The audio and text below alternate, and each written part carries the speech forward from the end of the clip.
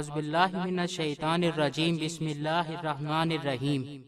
السلام علیکم دوستو، ریگستان کا نام میں نے جب بھی سنا اس کے ساتھ جڑی داستانیں کسی ناگ کی طرح پھن پھیلا کر سامنے آ جاتی ہیں۔ ریگستان کو اکثر پیاسا، سوکھا، بے رونق علاقہ اور نہ جانے کیا کیا بولتے ہیں۔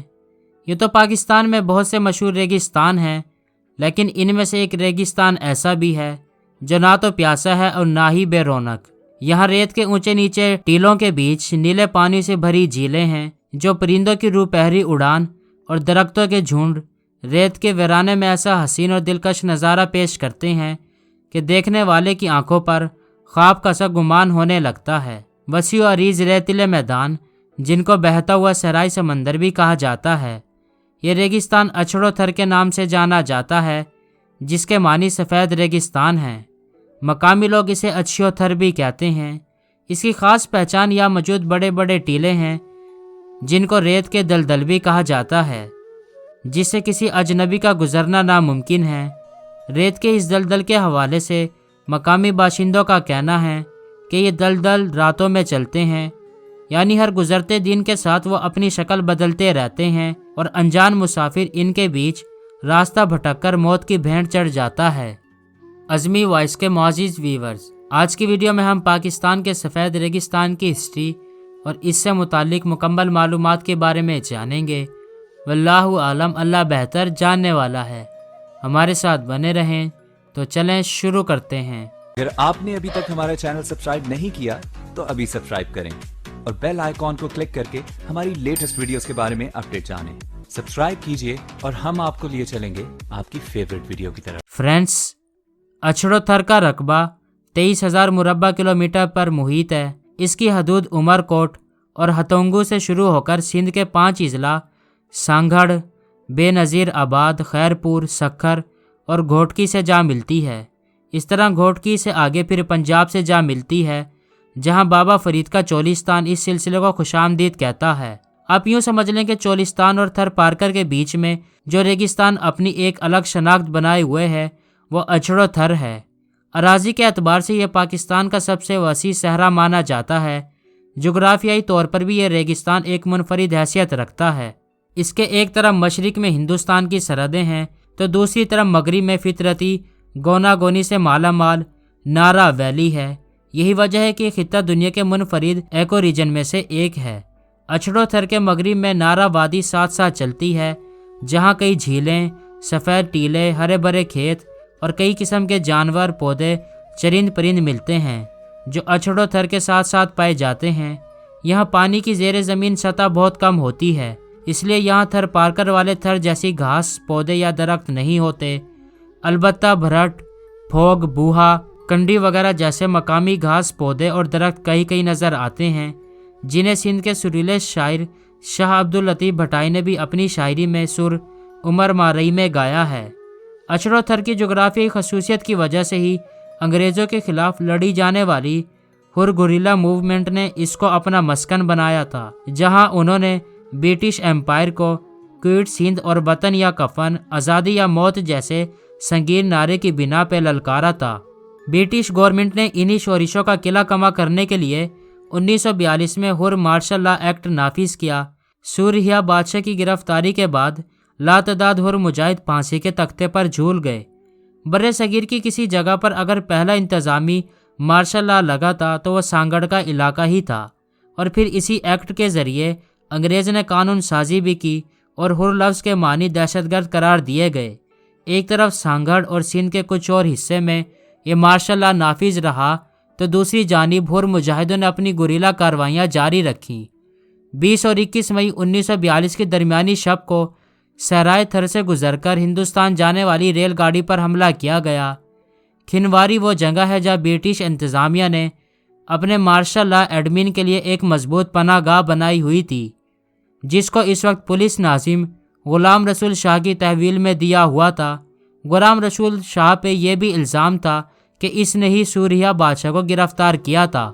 کھنواری کا معرکہ ہر تحریک میں اہم حیثیت رکھتا ہے۔ اس عظیم معرکے کے آثار کچھ سال پہلے تک مکمل صورت میں موجود تھے، لیکن افسوس کہ اب یہ آثار اپنی اصلی حالت کھوتے جا رہے ہیں۔ وہاں سے دروازے اور کھڑکیاں اکھیڑی جا چکی ہیں अलबत्ता खाली ईंटों की दीवारें एक अजीम मार्के की याद अब भी सलामत रखे हुई हैं। अगर हम हतोंगो के शुमाल में चले जाएं तो इन रेत के टीलों में 100 के करीब खारे और मीठे पानी की वसी झीलों का एक सिलसिला मिलेगा। ऊपर सफ़ेद दूधिया टीले और नीचे नीले पानी की झीलें। इस रेगिस्तान से मुतालिक मुहक्किक अमर लगारी लिखते हैं कि जब ज़मीनी प्लेटों की हरकत से सतलुज और जमुना ने अपने बहाव तब्दील किए, जिस वजह से 2000 से 1500 कबल मसीह तक सरस्वती बिल्कुल खुश्क हो गई, राजस्थान के रेगिस्तान के ज़ाहिर होने या वीरान होने का भी यही ज़माना है। सैटेलाइट की तस्वीरों से इस ख्याल को मज़ीद तक़वियत मिलती है। ये रेगिस्तानी पट्टी असल में गुमशुदा सरस्वती दरिया का कदीम बहाव है। मंगा राम ओझा इस हवाले से तहरीर करते हैं कि जब रन कुछ समंदर था तब हाकड़ो, एक कदीम बरसाती नदी का बहाव यहाँ से बहकर नंगर पारकर के करीब से समंदर में गिरता था और यही कदीम सरस्वती का बहाव था। इस कदीम बहाव में एक कदीम झील पूरचंड अब तक मौजूद है। इस झील के मुतालिक ये भी मशहूर है कि यहीं हज़रत नूह अलैहिस्सलाम की कश्ती आकर रुकी थी। इस कश्ती से जुड़ी कुछ लोक कहानियाँ भी हैं जो अब भी बुजुर्ग चांदनी रातों और तपती दोपहरों में अपने बच्चों को सुनाते हैं। अछड़ो थर के इन दलदलों के बीच पूरचंड झील सतरंगे पानियों का अजब नज़ारा पेश करती है। लोग यहाँ अपनी मुरादों के लिए आते हैं। इस दलदल के बीच नुखलिस्तान भी मिलते हैं जहाँ खजूर और बेरी के दरख्त पाए जाते हैं जिन्हें कोछर कहते हैं। यहाँ हाथ से ज़मीन खोदने पर मीठा पानी निकल आता है। यहाँ पर नमक की 7 झीलें मौजूद हैं। इन झीलों से रोज़ाना हज़ारों टन नमक निकाला जाता है। ये सफ़ेद फैली हुई झीलें दूर से यूँ दिखाई देती हैं जैसे इस वीराने के बीच बर्फ़ फैली हुई हो, और झीलों के करीबी ऊंचे नीचे रेतीले टीलों पर नमक निकालने वाले गरीब व नादार मजदूरों की झोंपड़ियाँ दिखाई देंगी जो नमक से कसीली ज़िंदगी जी रहे होते हैं। यूँ तो इस इलाके में इंसानी आबादी ना होने के बराबर है, मगर मौजूद आबादी के गुजर बसर का वाहिद ज़रिया नमक की झीलों में खटन मजदूरी और मवेशी है। यहाँ बारिशें होती हैं तो कुदरती तौर पर उगने वाली घास मवेशियों के चारे के काम आती है, और इंसानों और जानवरों के पीने के लिए बारिश का पानी सीमेंट से बने टांकों यानी कि टैंकियों में साल भर के इस्तेमाल के लिए जमा करके रखा जाता है। अछड़ो थर में पानी के बहुत ही गहरे कुएं भी पाए जाते हैं जो 2-2, 300 फुट गहरे होते हैं। यही वजह है कि इनसे 2-3 लोग मिलकर पानी का बर्तन लंबी रस्सियों से खींचकर निकालते हैं। इस सिलसिले में ऊंट और गधे की मदद भी ली जाती है। ये वो रेगिस्तान है जहाँ दुख के 1000 मरहलों के बीच ज़िंदगी जीने के बहाने ढूंढी लेती है, जहाँ लोग हंसते गाते अपनी रिवायात से जुड़े चले आ रहे हैं। इस इलाके में राजड़, महर, मंगरियो, फुम्बर, गाहू, हंगूरू, समीजो समेत और भी बिरादरियाँ आबाद हैं। इसके अलावा खत्री और ठाकुर जैसी हिंदू बिरादरियाँ भी मौजूद हैं। यहाँ ज़्यादातर खूबसूरत ढाटकी लहजे वाली सिंधी बोली जाती है जिसके लोक गीत सुनने वालों के अंदर की तारे छेड़ देते हैं। ये खिता जोग्राफियाई तौर पर ढट का इलाका भी कहलाता है, जहाँ की ढाटी नस्ल की ऊँटनी सहरा में तेज़ रफ्तारी की वजह से बड़ी मशहूर रही है। किसी ज़माने में यहाँ से ताल्लुक़ रखने वाले स्मगलर हिंदुस्तानी बॉर्डर क्रॉस करके वहाँ से सोना, शराब, संदल, शरबत, इलायची और बीड़ी के पत्ते ले आते थे जो खपरो शहर के बाज़ार में बिकते थे। सकाफ़ती एतबार से देखा जाए तो इस रेगिस्तान से अमीर कोई और खित्ता नहीं हो सकता, क्योंकि फ़कीराना राग यहाँ की मौसीकी की ख़ास पहचान है, जिसमें ये लोग अपने मुर्शद की सनाखानी के साथ लोक किरदारों के दर्द और खुशियाँ बयान करते हैं। शादी के मौके पर गाए जाने वाले थरी लोक गीत मिठास में अपनी मिसाल आप होते हैं। जब कुछ औरतें एक हाथ अपने गालों पर रखकर मशहूर लोक सिंगर माई भागी की तरह इन्हें अलापती हैं तो ऐसा लगता है कि कई सदियों की महरूमियाँ, दुख और तकलीफ़ें बयान कर रही हों। यहाँ की औरतों का लिबास भी इस इलाके के सकाफत की अक्कासी करता है, जो दस्तकारी और दूसरे हाथ के हुनरों का एक शाहकार लगता है। सराय अछड़ो थर हाथ के हुनर के हवाले से भी अपनी एक अलग ही पहचान रखता है। यहाँ हर गांव की औरतें रली, गज, रंग बिरंगी झुमकों वाले नाड़े, परांदे, मोड़ यानी दूल्हे के सर पर सजाए जाने वाले सहरे वगैरह बनाने का काम करती हैं। यहाँ खोग अपनी नामी एक गांव भी चरखे पर भेड़ की ऊन से धागा तैयार होता है, जिससे खड्डियों में बहुत ही खूबसूरत शालें और कत्थे शाल के एक रिवायती किस्म तैयार होते हैं। इस शहर की एक ख़ास बात यह भी है कि आपको किसी भी गांव में घरों के गिर्द कांटों की बाढ़ नजर नहीं आएगी, क्योंकि हर गांव में बसने वालों को किसी भी किस्म के अदम तहफ़्फ़ुज़ का एहसास नहीं है। यहाँ पहले तलोर, हिरन, बटेर वगैरह बड़े वाफिर मिकदार में मिलते थे, लेकिन अरब शहजादों की आमद, मकामी वडेरों और सियासतदानों के शौक ने इन्हें तकरीबन नापैद कर दिया है। रात की चांदनी में चमकती हुई रेती पर दूर कहीं आपको जीपों की आवाज़ें और सर्च लाइटों की तेज़ रोशनियां नज़र आएं तो आप समझेंगे कि शहर शनासा है, लेकिन असल में शिकारी होते हैं जो हरनों की तलाश में मारे मारे फिरते रहते हैं। अगर कोई हिरन हत्थे चढ़ गया तो इसकी खैर नहीं। दरअसल जब हिरन रुककर चलती हुई बत्तियों को देखता है तो तेज़ सर्च लाइटों में इसकी आंखें चुंधिया जाती हैं। यूं वह अपनी बसारत कुछ देर के लिए खो बैठता है और भरी बंदूक की गोली इसके जिस्म में पेवस्त हो जाती है। बाकी आपको यहाँ ज़मीन और आसमान की गहरी खामोशी मिलेगी। अचड़ो थर में स्कूल, अस्पताल, सड़कें और पीने का पानी ना होने के बराबर हैं, इसलिए यहाँ के अक्सर लोगों में शऊर व आगाही कम पाई जाती है। यही वजह है कि यहाँ पर गुर्बत और बीमारी डेरे डाले होती है।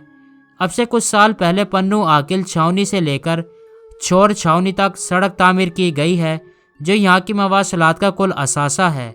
बाकी 4x4 जीपें, ऊँट और गधे सफ़ेद रेती को चीरते हुए सवारी उठाते, सफ़ेद मैली पगड़ियाँ बांधे हुए मर्द और गज पहनी हुई औरतें जानवरों की तरह लदी हुई नज़र आती हैं। वैसे तो यहाँ गर्मियों में तपती हुई धूप, उड़ती हुई गर्म रेती और वीरानी मिलेगी।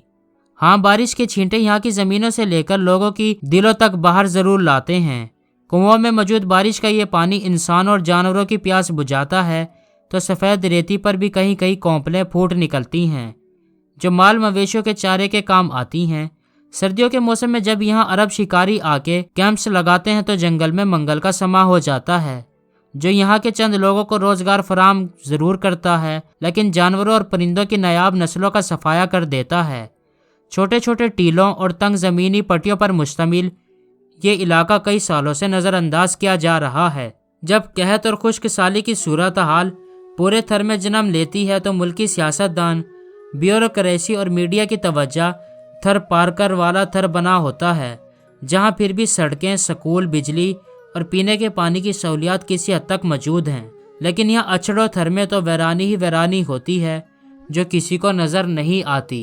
दोस्तों, मैं हूं आपका होस्ट दोस्त आज़िमुल ज़फ़र और आप देख रहे हैं अज़मी वॉइस। दोस्तों, आज की वीडियो के बारे में आपकी क्या राय है? कमेंट बॉक्स में अपनी राय का इज़हार ज़रूर कीजिएगा। दोस्तों, इंशाल्लाह अब हम अपनी नेक्स्ट वीडियो तक के लिए नए ख्वाहिशात के साथ आपसे इजाज़त चाहेंगे। खुश रहें, खुशियाँ बांटें, जिए और जीने दें। अपना और अपने चाहने वालों का ख्याल रखिए। Long live Pakistan, long live पाक आर्मी। अल्लाह हम सब का हामी हो नासिर हो। फी अमान अल्लाह, गुड बाय।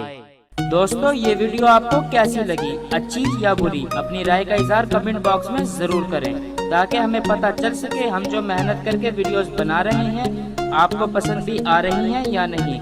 वीडियोस को लाइक, कमेंट या शेयर करने के आपके बिल्कुल भी पैसे नहीं लगेंगे, अलबत्ता हमारी हौसला अफजाई जरूर होगी। और अगर वीडियो में कोई खराबी है तो हम उसको दूर कर पाएंगे। शुक्रिया।